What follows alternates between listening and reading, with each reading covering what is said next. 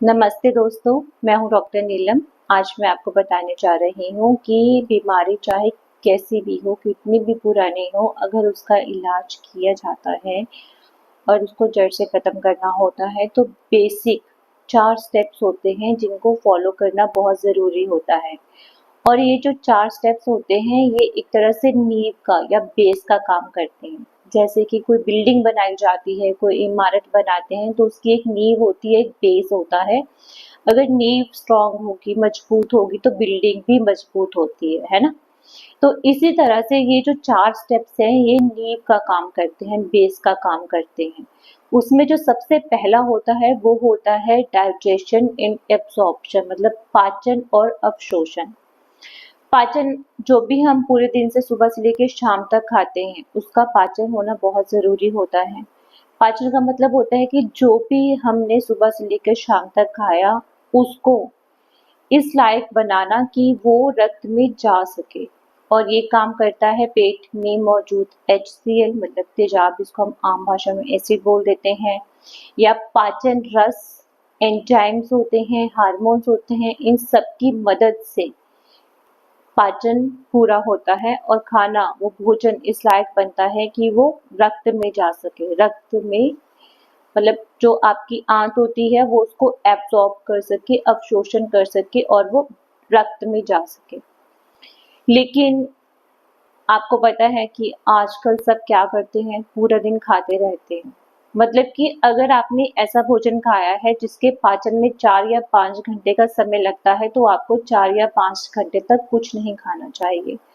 अगर आपने ऐसा भोजन खाया है कि जिसके पाचन में 7 या 8 घंटे लगते हैं तो जब तक वो 7-8 घंटे नहीं हो जाते आपको दूसरी बार भोजन नहीं करना चाहिए। क्योंकि इससे क्या होता है कि जो पहला आपने भोजन किया था, मान लीजिए कि भोजन आपका 6 घंटे में मतलब कि डाइजेस्ट होगा, पाचन होगा, लेकिन आपने 6 घंटे की जगह पहले ही 3 घंटे में बीच में फिर भोजन कर लिया या बार-बार कुछ ना कुछ खाते जा रहे हैं, तो आपने जो पहले भोजन खाया था उसका पाचन भी पूरा नहीं हुआ और जो दूसरा भोजन खाया है उसका पाचन भी पूरा नहीं हुआ। मतलब दोनों ही भोजन जो है वो प्रॉपर से डाइजेस्ट नहीं हुए पूरी तरह से। अब इसका क्या होगा? नेचुरल सी बात है कि अगर पाचन संबंधी समस्याएं हैं तो उससे संबंधित लक्षण हो गए, कोई गैस होगा, हिचकी होगी, डकार होगा, उल्टी आने का मन होगा, या खाना ऊपर को आएगा, या छाती में, पेट के ऊपर वाले हिस्से में भारीपन लगेगा, है ना? बट ये क्या होता है कि पाचन जो होता है ना 30-35 की उम्र तक बहुत अच्छा होता है, उसके बाद धीरे धीरे कमजोर होना शुरू हो जाता है। बट खैर आजकल तो बच्चों में ही पाचन संबंधी समस्याएं इतनी ज्यादा हो गई हैं, लेकिन बच्चों में लक्षण नहीं आते। मान लीजिए कि आज उन्होंने कुछ गलत खाया तो ऐसा नहीं कि आज ही उनको गैस होने लग जाएगी, उनका खाना ऊपर को आएगा। जबकि अगर यही चीजें बड़ी एज के लोग खाते हैं तो उनको इमीडिएट एकदम से जो है लक्षण आना शुरू हो जाता है। लेकिन अगर आप इस तरह से करते हैं, ठीक है, कि बार बार पहले वाला खाना नहीं बचा फिर दोबारा से खा लिया, तो इसका परिणाम क्या होता है?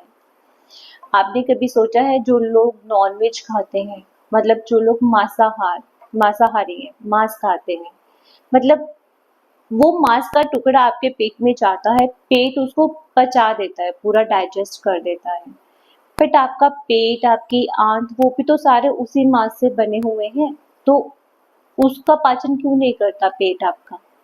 उसका पाचन इसलिए नहीं करता कि आपका जो पूरा पाचन तंत्र है, जो आपका पेट है, आंत है, उसके अंदर एक परत होती है, म्यूकस की एक लेयर होती है, और ये परत जो है उस एसिड को या उन एंजाइम्स को, उस केमिकल को पेट की और आंत की जो अंदरूनी परत है उसको नुकसान नहीं पहुंचाने देती।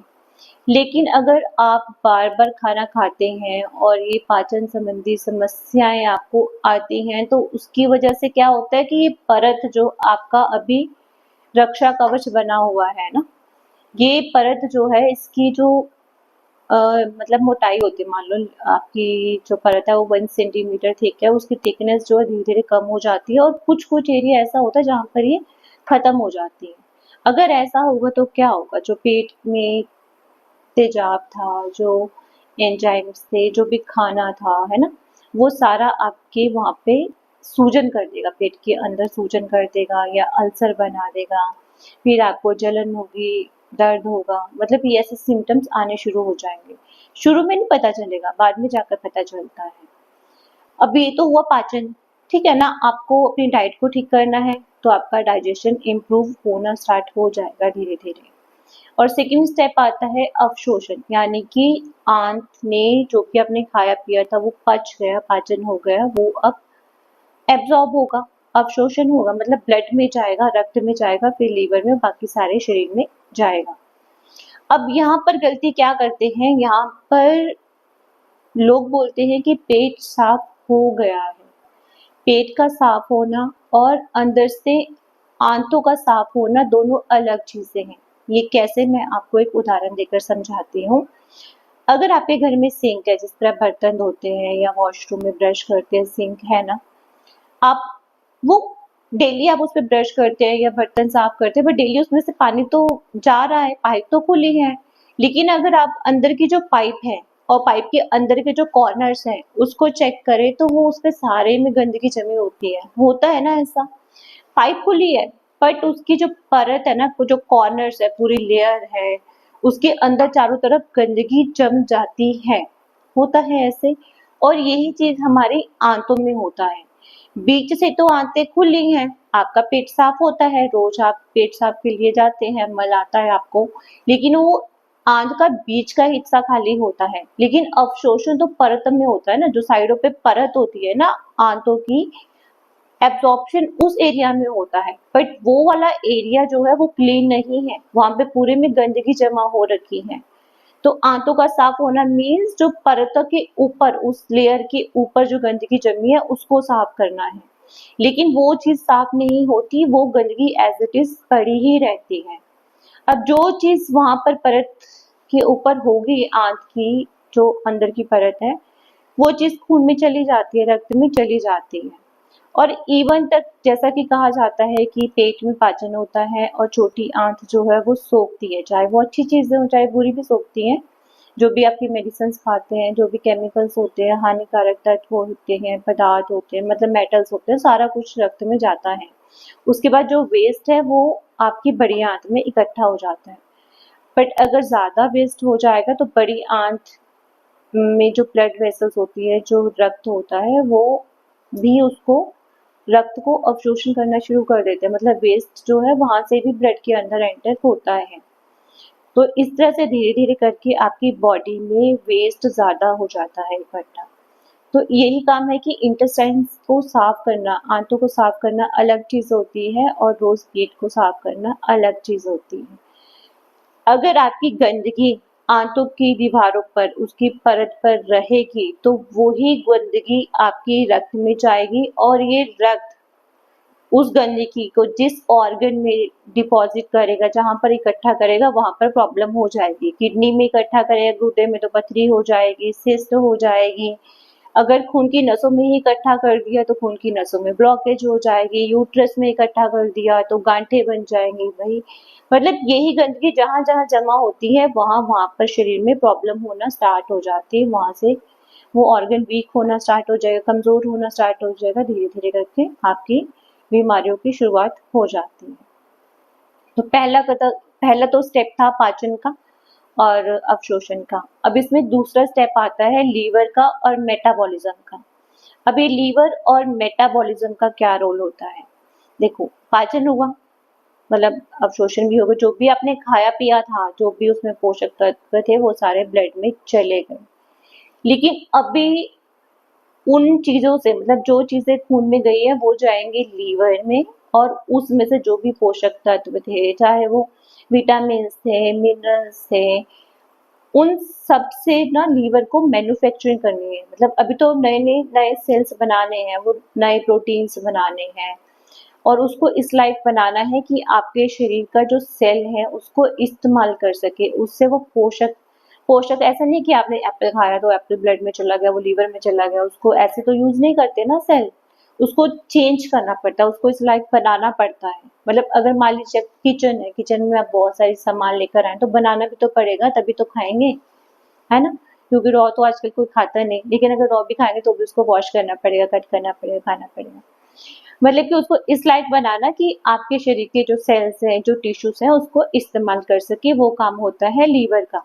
लीवर में बहुत सारे अच्छे केमिकल्स भी होते हैं, बहुत सारे बुरे केमिकल्स भी होते हैं जो शरीर के लिए नुकसानदायक होते हैं। तो लीवर लीवर की ड्यूटी होती है उन सारे हानिकारक केमिकल्स को शरीर से बाहर निकालना, या फिर उनको इस लायक बनाना कि वो आपके शरीर के लिए लाभदायक बन जाए, यूजफुल बन जाए।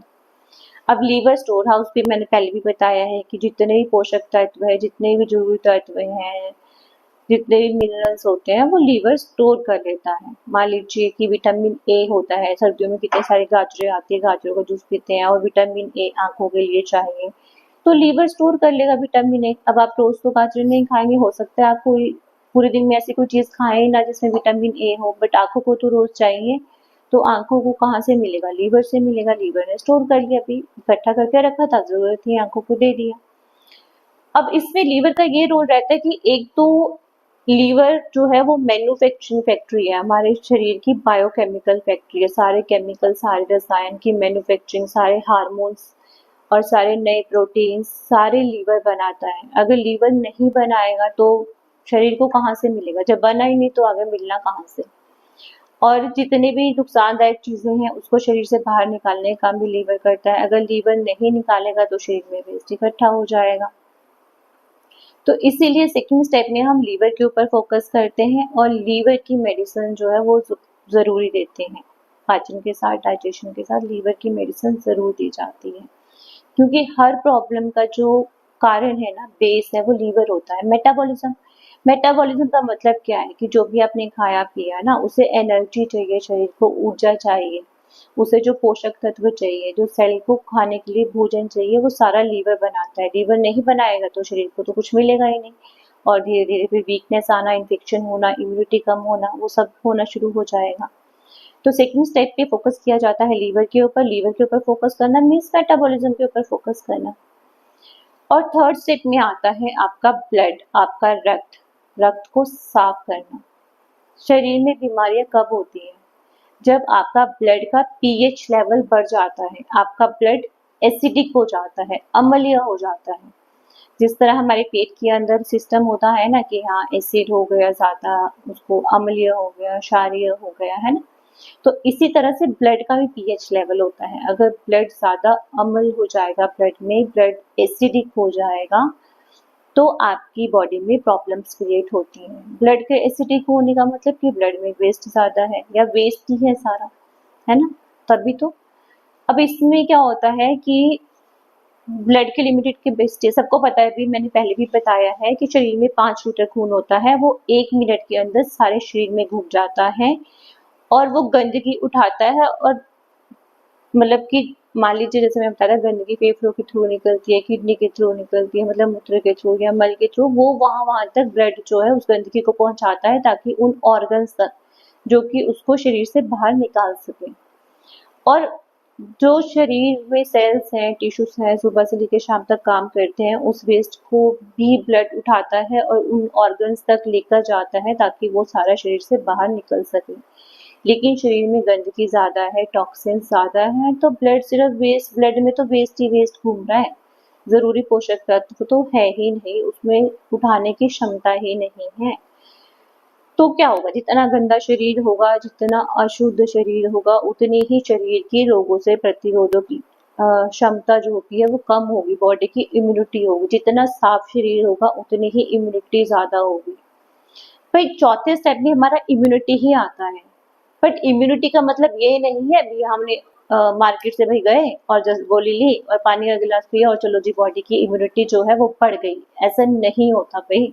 इम्यूनिटी बनाने का काम बॉडी के ऊपर होता है और वो डिपेंड करता है कि आपका जो दिनचर्या है ना, पूरे दिन का जो लाइफस्टाइल है वो किस तरह का है, आप किस तरह का भोजन करते हैं, आपकी सोच किस तरह की है, आपकी फिजिकल एक्टिविटी है या नहीं, उन सब बातों के ऊपर आपके शरीर की इम्यूनिटी डिपेंड करती है। तो फिर इम्यूनिटी की मेडिसिन डॉक्टर क्यों देते हैं? देखो, अगर मान लीजिए कि आपको चंडीगढ़ से दिल्ली जाना है किसी मीटिंग के लिए, और अगर तो रोड्स खाली होंगी, बिल्कुल मतलब कोई ट्रैफिक जाम नहीं होगा, तो आप इजीली दिल्ली पहुंच जाएंगे, मीटिंग अटेंड कर लेंगे। लेकिन अगर रोड्स ब्लॉक पड़ी हैं और पूरे रास्ते में जाम लगा हुआ है, तो हो सकता है कि आप दिल्ली पहुंचे नहीं, या पहुंचे तो तब तक मीटिंग आपकी खत्म हो चुकी होगी। तो यही चीज होती है जब आपका ब्लड जो है वो साफ नहीं होता। मान लीजिए कि आपकी बॉडी है, आपका शरीर है, उसके ऊपर कोई बैक्टीरिया, कोई वायरस, कोई पैरासिटिक, मतलब कोई भी बाहर से इंफेक्शन हुआ तो क्या होता है, तो बॉडी सिग्नल देती है और फाइट करने के लिए उस कीटाणुओं से, उस इन्फेक्शन से लड़ने के लिए बॉडी फटाफट से अपने सेल्स को भेजती है कि जाके वहां पर लड़ाई करो, उसको खत्म करो।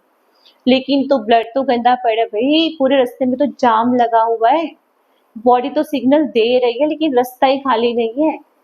और जब तक बेचारा रास्ता खाली होता है और आपकी बॉडी सिग्नल को फॉलो करती है, तब तक तो बैक्टीरिया ग्रो हो चुका है, 1 से 2, 2 से 4, 4 से 8, वो इतना ज्यादा मल्टीप्लाई हो चुका होता है, आपकी बॉडी में डैमेज कर चुका होता है कि वो उसको क्लीन नहीं कर पाता। तो यही चीज होती है जब आपका खून गंदा होता है, ब्लड में वेस्ट घूम रहा होता है। बट इम्यूनिटी का मतलब क्या होता है, इम्यूनिटी में क्या होता है कि हमारा शरीर जो होता है ना, वो कॉम्बिनेशन में काम करता है, मतलब मिलकर काम करते हैं।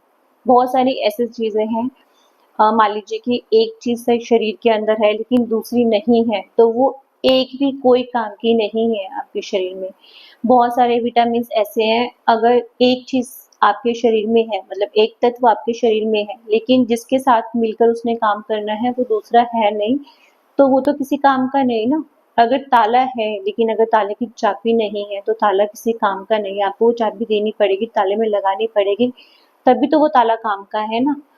तो इम्यूनिटी के बूस्टर्स जो होते हैं ना, वो यही काम करते हैं कि वो कॉम्बिनेशन को जोड़ते हैं। अगर आपको डॉक्टर कोई मेडिसिन देता है कि हाँ ये इम्यूनिटी के लिए है, तो वो कॉम्बिनेशन को जोड़ने का काम करती है। ऐसा नहीं कि वो आपके शरीर में इम्यूनिटी बना देती है, एक गोली खा लिया, अपने पानी पिया और चलो जी शरीर की इम्यूनिटी होगी, अब तो हमें कोई बीमारी नहीं होगी। नहीं, ऐसा नहीं है। वो सिर्फ आपको रॉ मटेरियल का काम करते हैं, आपको वो कॉम्बिनेशंस प्रोवाइड करते हैं।